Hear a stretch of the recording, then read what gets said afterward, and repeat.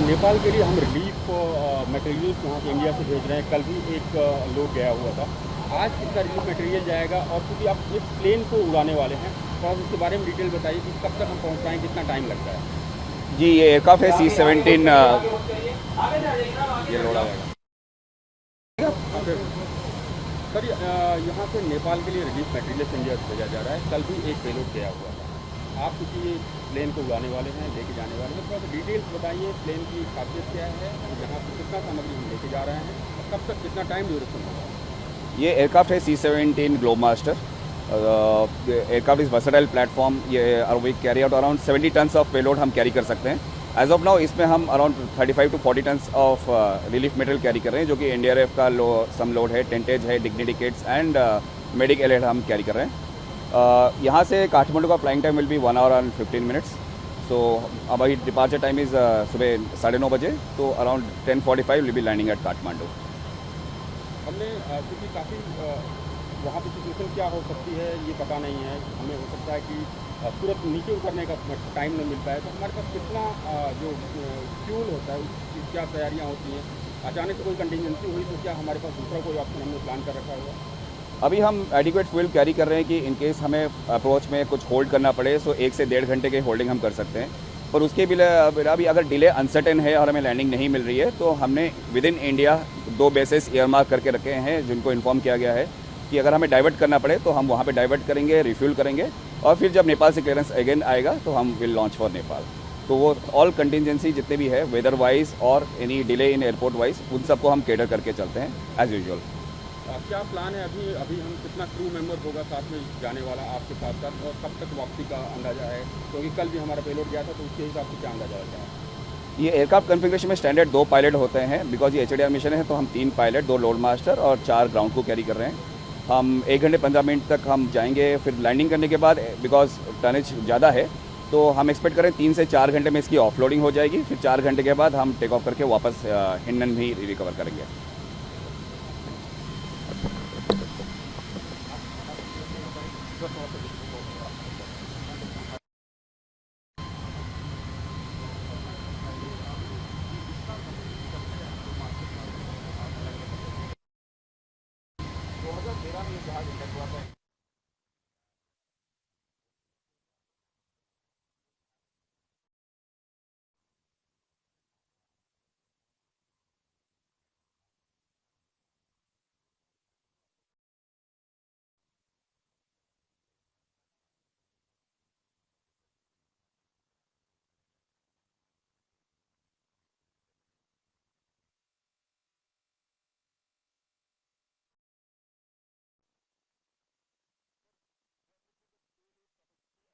Plane as it is being just moved for Nepal for providing relief and relief materials to the people there after they just faced such kind of flood in Nepal.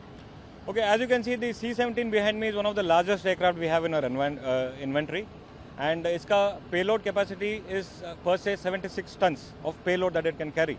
But with respect to this particular contingency, considering that we will not be refueling in Nepal because they're already struck by a flood relief, we are carrying adequate fuel to go and come back. So with that in mind, we are carrying about 40 tons of payload. Despite that, you'll see that the aircraft is almost full with 40 tons of payload also, because the load is generally voluminous in such circumstances.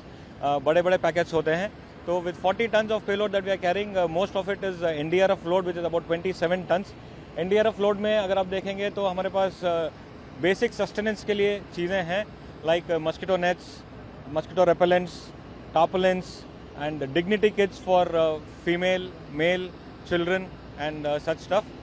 And apart from that, we also carry some gen sets to enable them to set up camp and provide relief material.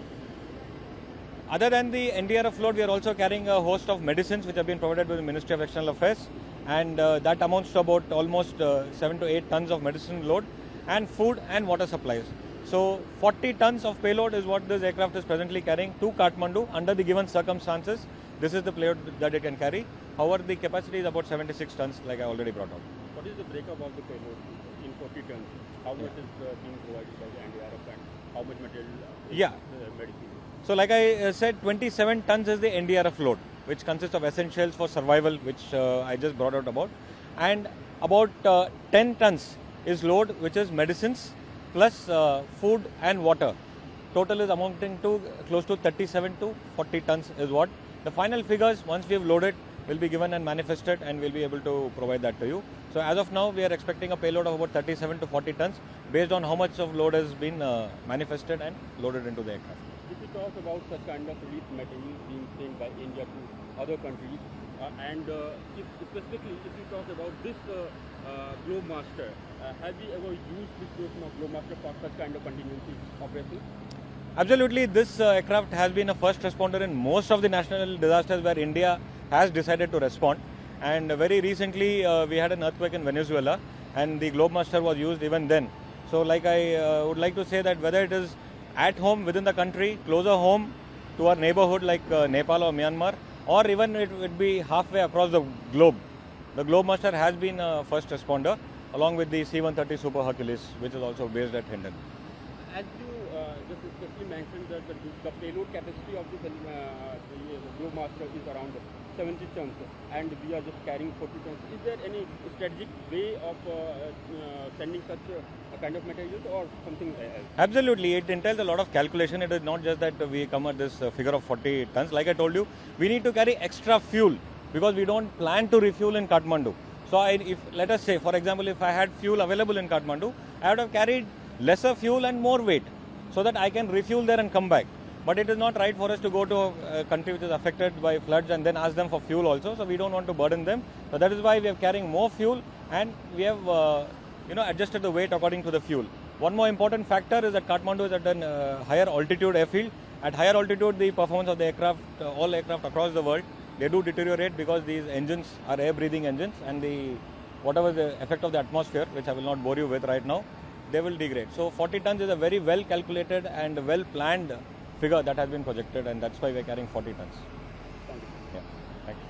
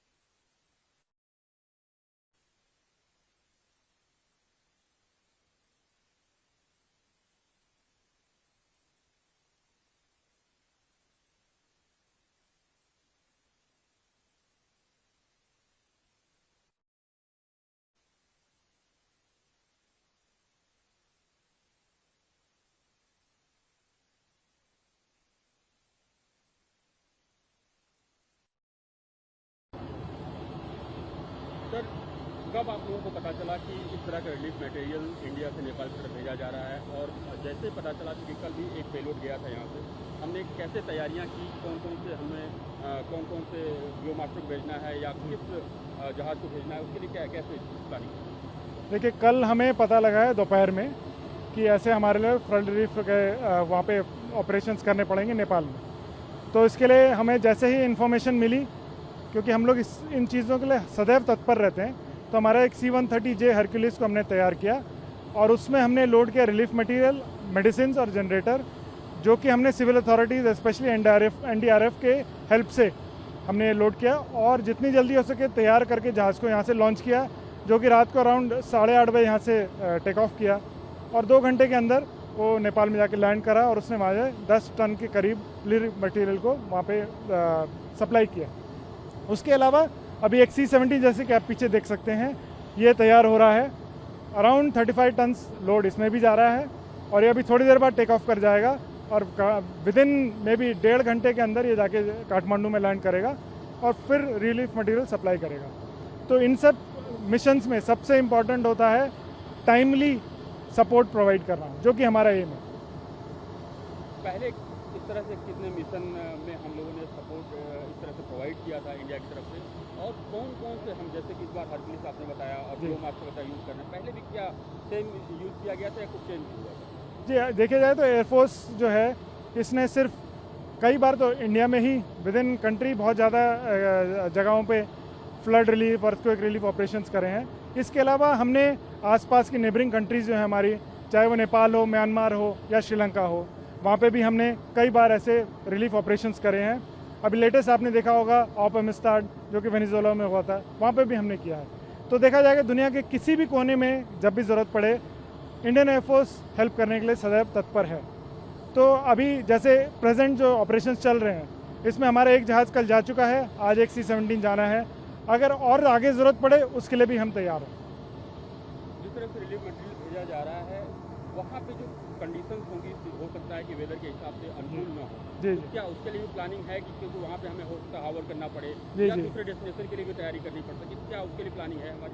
जी बिल्कुल है। जैसे अगर यहाँ से जहाज़ जाते हैं तो ये सब प्लानिंग करके जाते हैं कि रास्ते में वेदर ख़राब हो सकता है। अगर वहाँ पे बाढ़ आई है एक्सेसिव रेन के कारण, तो आई एम श्योर वेदर ख़राब हो सकता है। तो उसके लिए हम तैयारी करते हैं। प्लस जब वहाँ पे हम जाएंगे एयरपोर्ट काठमांडू पहुँचेंगे तो वहाँ पे और भी कंट्रीज़ के ऐसे एयरक्राफ्ट आ रहे होंगे, तो ये पॉसिबल है कि इमीडिएटली लैंडिंग ना मिले। तो उसके लिए भी हम तैयारी रखते हैं कि फ्यूल इतना हो कि हम वहाँ पे थोड़ी देर सर्कल करें, लैंड करें। बट मेन एम है सामान पहुँचाना, तो उसके लिए हम पूरी तैयारी करके यहाँ से चलते हैं।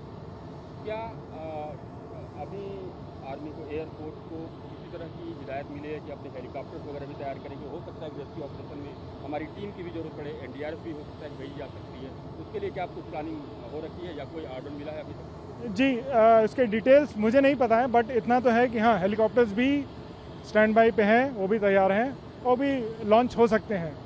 जैसे कि आप देखें, अगर आप सोचें नेचर ऑफ ऑपरेशंस, उसमें हेलीकॉप्टर्स की ज़रूरत पड़ सकती है, बट ये जो है डिमांड और ये कॉल जो है वो गवर्नमेंट लेगी।